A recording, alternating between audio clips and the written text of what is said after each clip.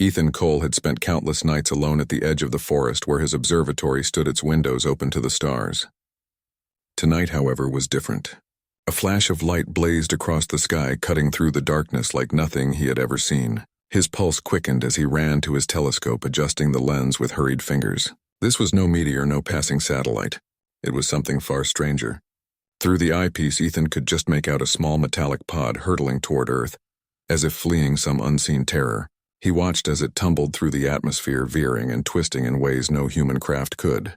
Heart pounding, he grabbed his flashlight and headed into the forest. Whatever it was coming down nearby. Ethan sprinted through the trees, his feet crunching the leaves beneath him as he followed the trail of smoke rising from the crash.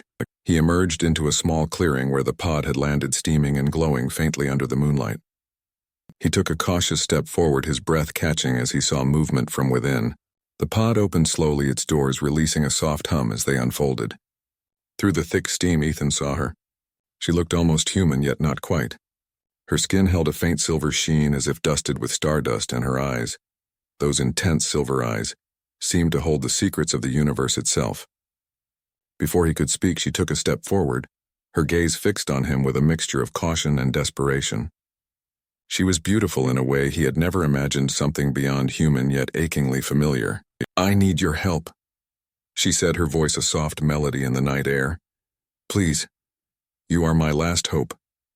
Ethan's mind raced, trying to process what he was seeing, what he was hearing. What are you?" He managed, his voice trembling. She looked down, her expression shadowed with sorrow.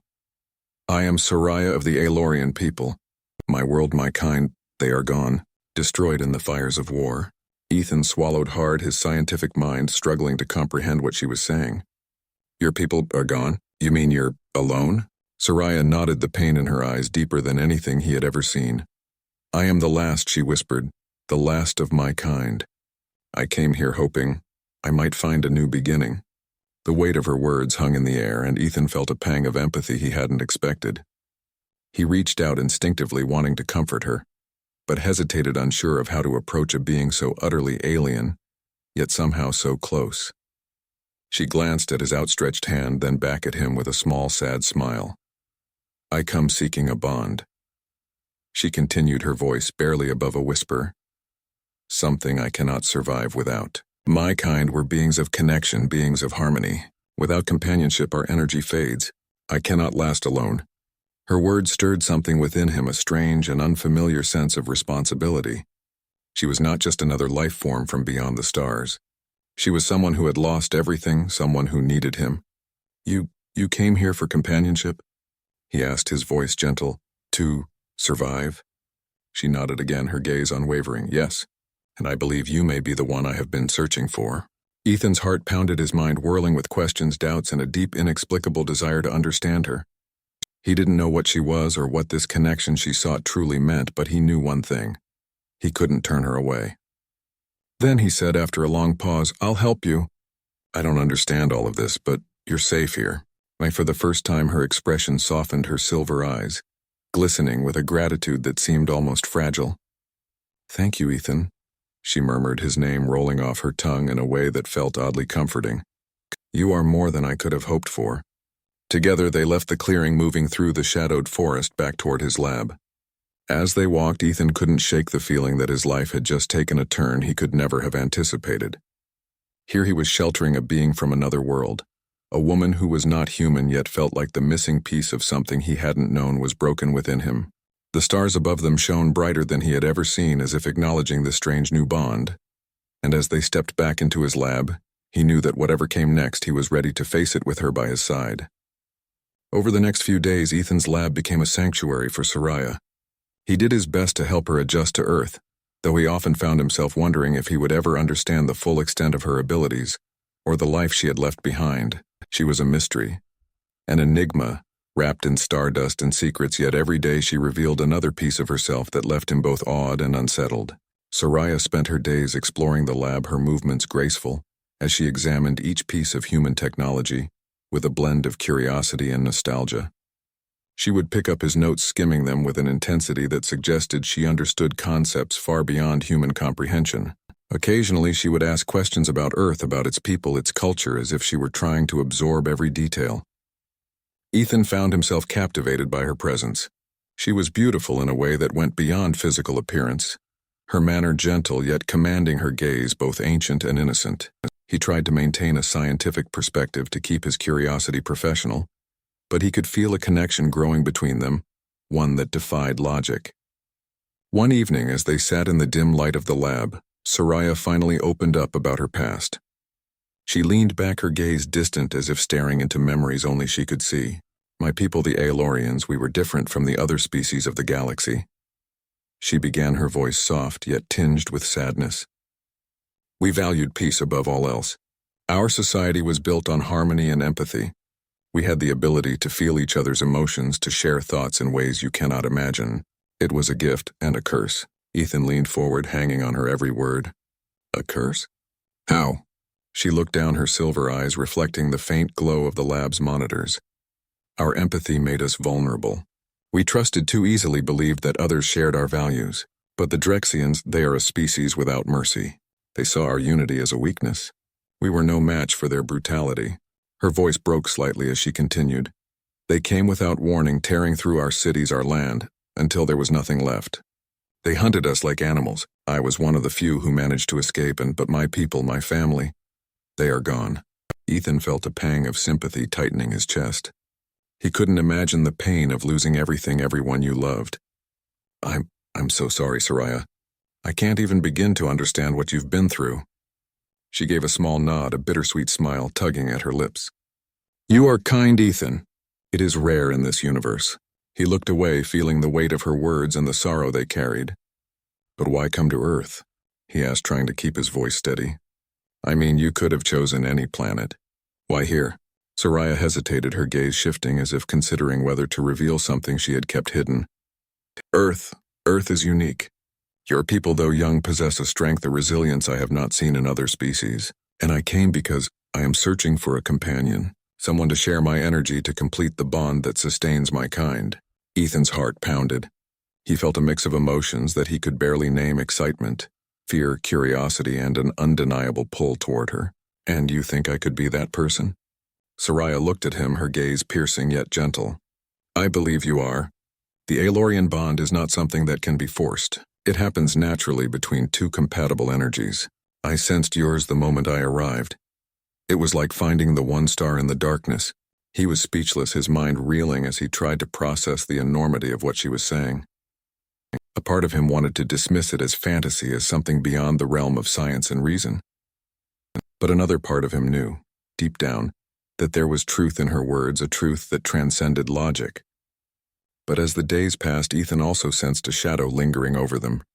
Soraya often glanced at the sky, her expression clouded by a fear she tried to hide. She spoke little of the Drexians, but he could tell they haunted her thoughts, a constant reminder of the danger that lurked in the stars. One night as they worked together on a project, Soraya suddenly stopped, her eyes wide with terror. They are coming, she whispered, her voice barely audible. The Drexians. They've found me. Ethan felt his blood run cold. He had known this moment would come, but he hadn't expected it so soon. What do we do? He asked, his voice steadier than he felt. We have to prepare, Soraya replied, her expression hardening. I brought technology with me, hidden within my pod. It's rudimentary, but with your knowledge we can create a defense. It may be our only chance. Without hesitation, Ethan agreed. They spent the following hours poring over the devices she had smuggled in her pod. She explained each one in detail, her hands trembling slightly, as she revealed the last remnants of her people's advanced technology. Together they began to construct a makeshift shield, one that could disrupt the Drexians' tracking systems and give them a fighting chance. As they worked side by side, Ethan couldn't help but feel a strange mix of fear and exhilaration. Here he was building a weapon with an alien woman to fend off an intergalactic threat. It was surreal, yet he felt more alive than he ever had. The bond between them grew with every glance, every shared touch, every unspoken word of trust and loyalty. Finally, as dawn broke over the horizon, they completed the device. Soraya looked at Ethan, her gaze filled with gratitude and something deeper. Ethan, she whispered, whatever happens, I want you to know that I am grateful. You have shown me kindness, acceptance, things I thought lost in the universe. He took her hand, feeling the warmth of her skin, her energy pulsing like a gentle current. We'll face this together, Soraya. You're not alone anymore. And in that moment, as they stood together in the dim light of his lab, Ethan knew that he would do anything to protect her. The quiet life he had once known was over, but he felt no regret, only a fierce determination to fight for the bond they had forged.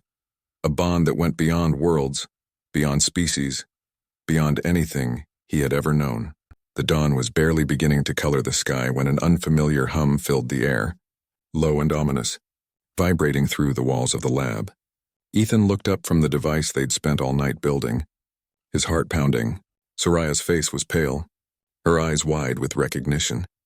"They're here," she whispered, her voice laced with fear and determination.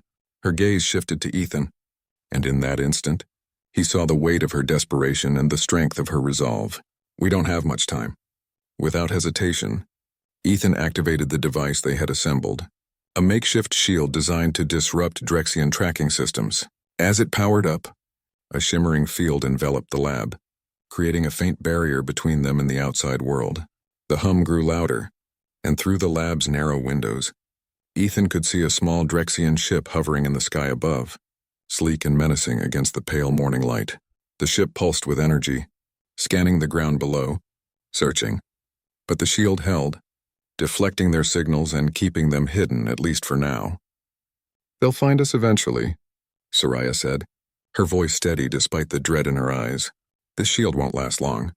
They're relentless, and they won't stop until they have me." Ethan met her gaze, a fierce determination building within him. "Then we'll have to make sure they don't get the chance. We need a plan."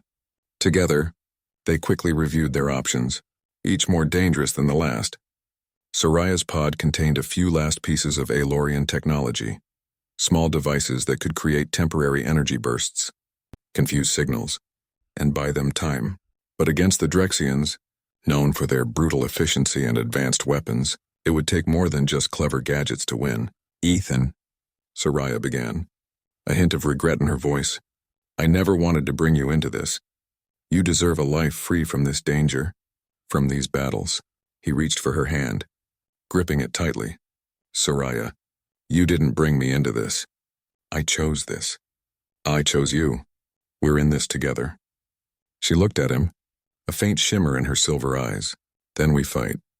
Together." Just as they made their decision, a series of loud thuds echoed from outside the lab. Drexian soldiers, clad in dark, sleek armor, had landed, their weapons gleaming under the rising sun. They moved with a lethal precision, surrounding the lab in seconds, their eyes cold and unfeeling. "Prepare yourself," Soraya murmured, handing Ethan one of the Aelorian devices, a small spherical object with a faint glow. "This will create a blinding flash. Use it when they get too close. It won't harm them, but it will give us a few seconds to reposition." Ethan took a deep breath, steadying himself. He was no soldier, no fighter, but he was willing to become one if it meant protecting Soraya. He felt the weight of the device in his hand, a strange comfort as he prepared to face the unknown. The Drexians closed in, their weapons raised, their cold eyes trained on the lab's door. One of them shouted in a language Ethan couldn't understand, and Soraya's face hardened. "They're demanding I surrender," she said, her voice calm and steady. "But they'll destroy everything and everyone in their path if we let them in." Ethan met her gaze. "Then let's make sure they don't get the chance." With a swift movement, he activated the device, and a blinding flash filled the room, disorienting the Drexians. Ethan and Soraya bolted through the side exit of the lab, sprinting into the dense woods that bordered the property. The trees would provide cover, at least temporarily, and buy them a few moments to strategize. As they ran, Ethan could feel Soraya's energy radiating beside him, a strange warmth that seemed to calm his racing heart. They found a small clearing deeper into the forest, hidden from view, and crouched low, catching their breath. "They'll track us," Soraya said, her voice low. "We have a few minutes, maybe, before they regain their focus." Ethan looked at her, his mind racing.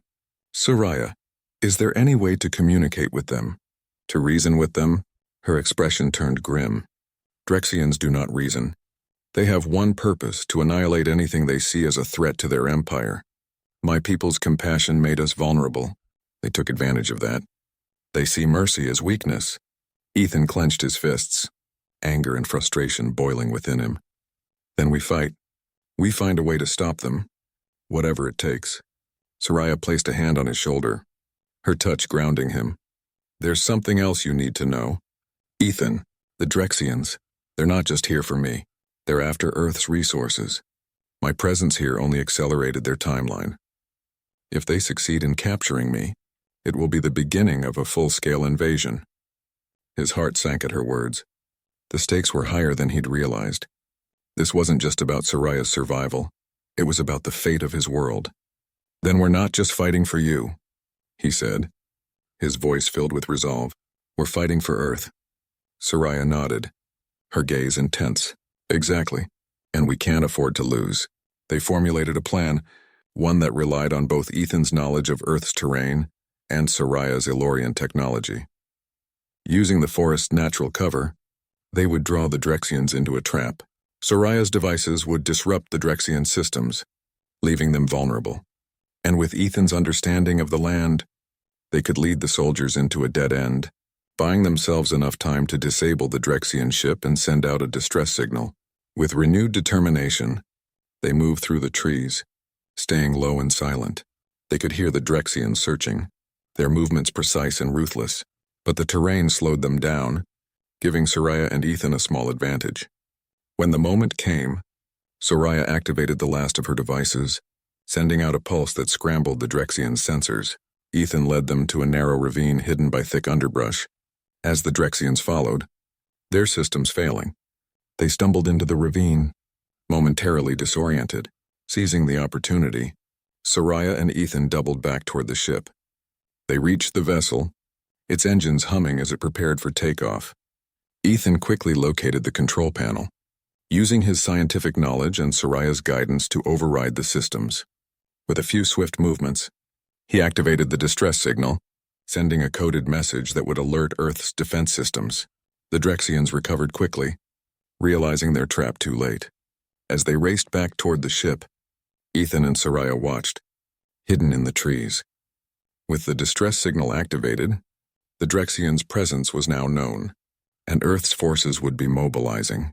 As the Drexians retreated, their ship lifted off, its engines roaring in frustration. They had lost this battle, but Ethan knew it was only a matter of time before they returned.